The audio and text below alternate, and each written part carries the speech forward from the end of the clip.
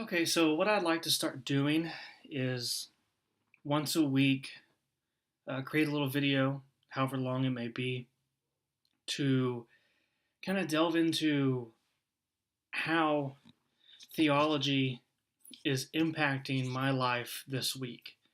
Uh, Obviously, this is based off of my blog, Theology and Life.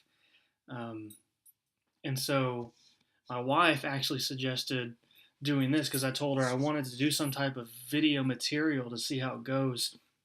And she said to maybe do something like this. So I'm gonna start doing this, see how it goes. So first, the first theology I want to talk about that is impacting me is justification by faith alone. Um, and so that has stuck out to me, and I've been thinking about it. So that's just what I want to talk about for a second. Justification by faith alone is the bedrock of our salvation. It's the bedrock of our faith. I mean, of course, we have the resurrection, his ascension, all of that stuff. Okay, so obviously we have what Jesus did. But justification by faith alone is the central aspect to how we're saved.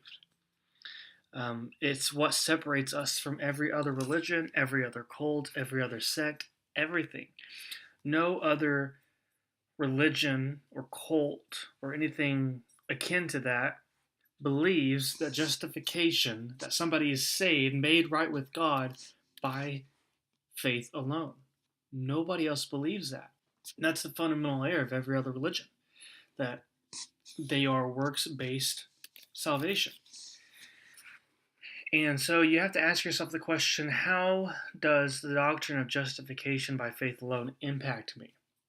Well, it can impact you in numerous ways, but the biggest way it can impact you is you don't have to have it all together.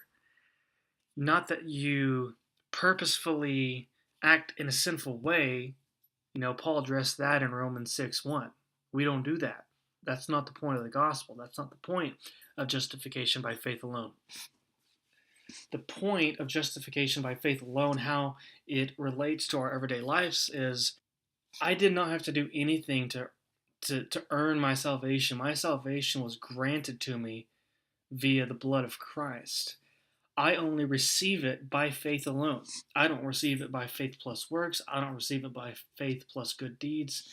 I don't receive it by faith plus anything. And of course, it should go without saying, my faith not only was birthed from God's grace, meaning my faith is a gift. It wasn't my faith inherently. It was given to me by God, Ephesians 2:8-9. But my faith is just the instrument, okay? I'm not saved by faith. I'm saved by grace through faith. God does the saving. He gives me or grants me his saving grace, and I respond in faith.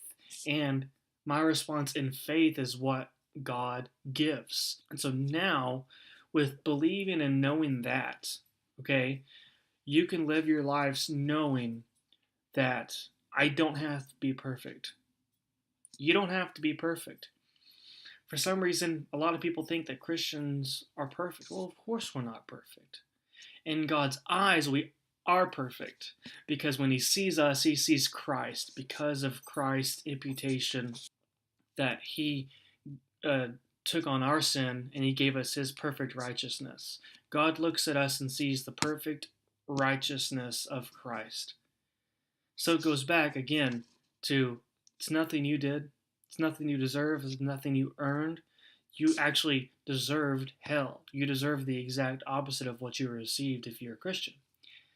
And so my encouragement today is just to think upon that. Think upon that we have been justified by faith alone in Christ. That it's only by faith that we are saved. The righteous shall live by faith. Obviously that was the famous passage that Martin Luther was saved by. He looked at that verse and was like, the righteous shall live by faith. And that changed everything.